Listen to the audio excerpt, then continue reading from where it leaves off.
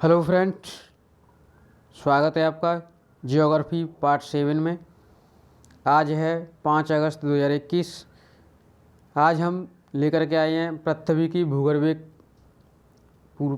का भूगर्भिक इतिहास। अगर इससे पहले हमारी करंट की वीडियो नहीं देखी है तो करंट की वीडियो देखें, और इससे पहले हमने 6 पार्ट डाल दिए हैं, उनको आप देख सकते हैं। और अगर आप हमारे चैनल पर नए हैं तो चैनल को लाइक, शेयर एवं सब्सक्राइब कर सकते हैं।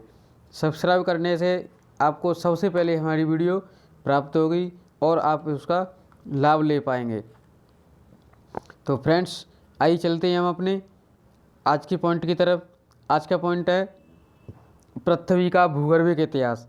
भूगर्भ, भू यानी पृथ्वी, गर्भ माने इसके अंदर का, पृथ्वी के आंतरिक, ठीक है, आंतरिक भूगर्भिक। तो इससे देखेंगे हम इसको। आज का पहला पॉइंट है आर्कियन काल में जीवाश्म का पूर्णतः अभाव था। जो हमारा आर्कियन काल था, इसके इतिहास के बारे में जानने हैं हम।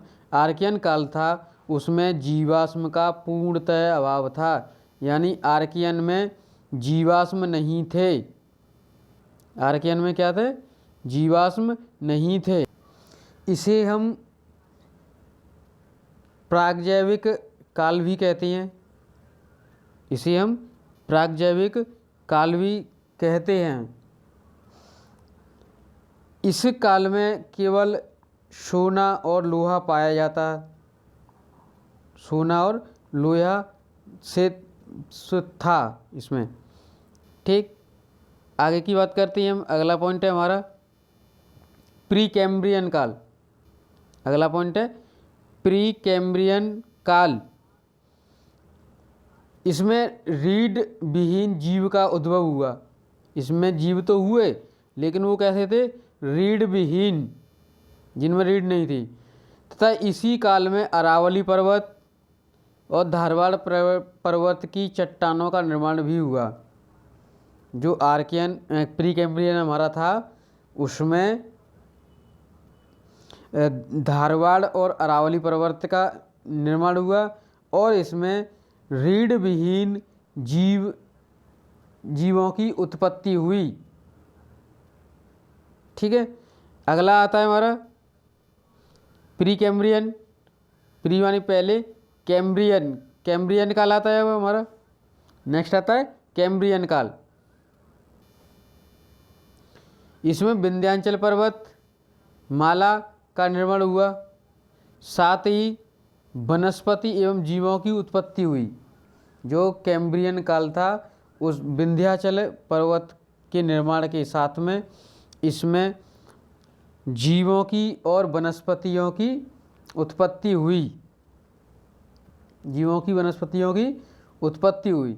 इस समय छोटे वनस्पति तो आई, लेकिन छोटी आई, जैसे शैवालों का हुआ। ऐसे नहीं कि लंबे लंबे पेड़ आ गए हों। पहले शैवाल, जो समुद्र में शैवाल होते हैं, वो समुद्री में उसकी उत्पत्ति हुई शैवाल की। तो क्वेश्चन हो सकता है कि शैवाल किस काल की वनस्पति है? तो ये है कैम्ब्रियन काल की, ठीक। नेक्स्ट पॉइंट आता है कार्बोनिफेरस। नेक्स्ट पॉइंट आता है कार्बोनिफेरस काल। इसमें उभयचरों का विकास के साथ में विस्तार भी हुआ। उनका उभयचरों का विस्तार तो हुआ, विकास तो हुआ, लेकिन उसके साथ विस्तार भी हुआ। साथ ही रेंगने वाले जीवों का भी विकास हुआ। बड़े बड़े वृक्ष किस में आए? कार्बोनिफेरस में बड़े वृक्ष आए, इसलिए इनको वृक्षों का काल कहा गया। अब बड़े जब वृक्ष आएंगे तो वो कटेंगे, पिटेंगे और दबेंगे भी जब भी कोई होगा। तो इसमें ये क्या हुआ? इसमें ये दबने लगे और इसमें कोयले का निर्माण होने लगा। कोयला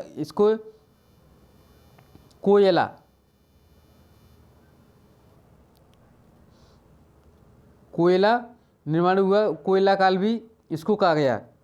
जब इसमें बड़े बड़े वृक्ष बनेंगे, किसी अब पृथ्वी का निर्माण हो ही रहा है तो कुछ न कुछ होगा।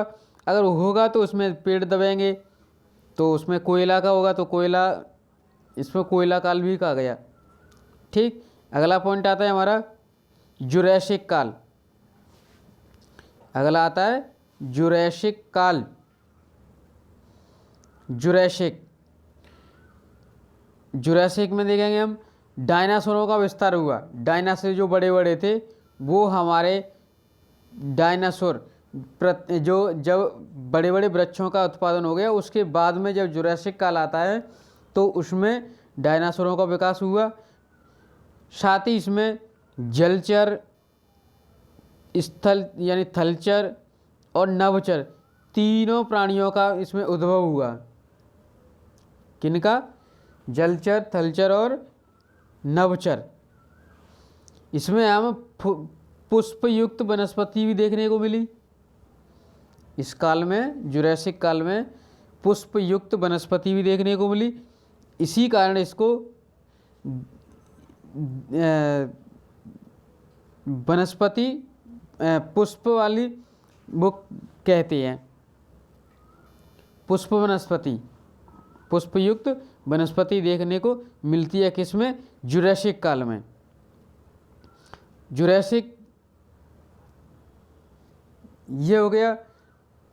जुरैसिक काल के बाद में हमारे एक दो आता है, क्रेटेशियस काल आ जाता है। जुरैसिक काल के बाद में हमारा क्रेटेशियस काल आ जाता है, जिसमें एंडीज पर्वतों का, रॉकी पर्वतों का आदि का निर्माण हुआ। क्रेटेशियस काल में रॉकी पर्वत और एंडीज पर्वतों का निर्माण हुआ। इसी काल में, क्रेटेशियस काल में ही ज्वालामुखी का उद्भव होता है। ज्वालामुखी का उद्भव कब होता है? क्रेटेशियस काल में। ये पॉइंट छूट गया है तो मैं बता देता हूँ। क्रेटेशियस काल में ज्वालामुखी का उद्भव हुआ। ठीक, आगे पॉइंट देखते हैं हम, आगे आने वाला अगला पॉइंट है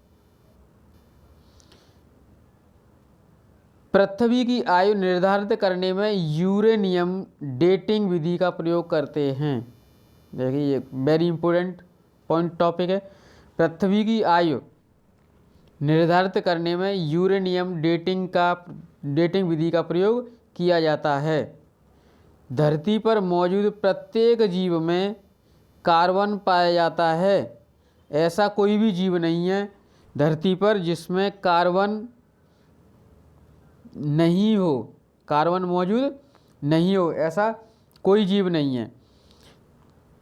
नेक्स्ट पॉइंट, वैज्ञानिक जीवन की उत्पत्ति को, वैज्ञानिक लोग जीवन की उत्पत्ति को एक रासायनिक प्रक्रिया मानते हैं। क्या मानते हैं? रासायनिक प्रक्रिया। जो वैज्ञानिक हैं वो जीवन की उत्पत्ति को क्या मानते हैं? एक रासायनिक प्रक्रिया। तो फ्रेंड्स, ये था हमारा आज का टॉपिक। ऐसे ही टॉपिकों को प्राप्त करने के लिए हमारे चैनल को लाइक, शेयर एवं सब्सक्राइब करें और इस सीरीज़ का लाभ लें। ये शुरू से एंड तक चलेगी। जब तक ज्योग्राफी ये समाप्ति नहीं हो जाएगी तब तक ये सीरीज चलेगी। और ज्योग्राफी के बाद हम या तो हिस्ट्री ले लेंगे या पॉलिटी ले लेंगे, कोई भी एक टॉपिक फिर से ले लेंगे और इसके साथ में करंट हमारी पैरेलल में चलती रहेगी। तो फ्रेंड्स, आज के लिए बस इतना ही। Thank you for watching.